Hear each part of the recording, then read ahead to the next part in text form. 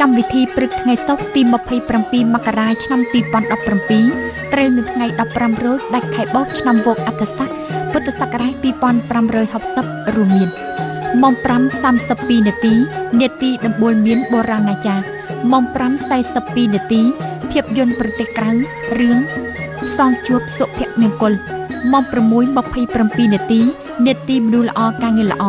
រួមដៃគិតអានឲ្យស្ទើរជនជាតិអន្តេវាសិកម៉ោង 6:41 នាទីនេតិសិល្បៈកុមារធម្មជាតិស្រស់ស្អាតម៉ោង 7បំណែកគុំនៃជីវភាពធម្មជាតិនៅកងដៅភាគទី3សូមអញ្ជើញទស្សនិកជនទស្សនាខ្លឹមសារកម្មវិធី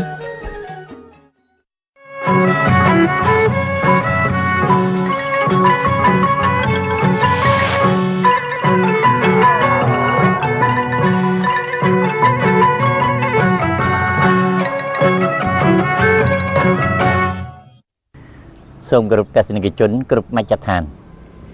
ក្នុងនេតិដំបូលមានបុរាណាចារ្យនាពេលនេះយើងខ្ញុំសូមឧទ្ទិសនាមជាមួយទស្សនិកជននៅពាក្យទំនៀមមួយមានឃ្លាថាដើម្បីជីវភាពសប្បាយនិងសុភមង្គល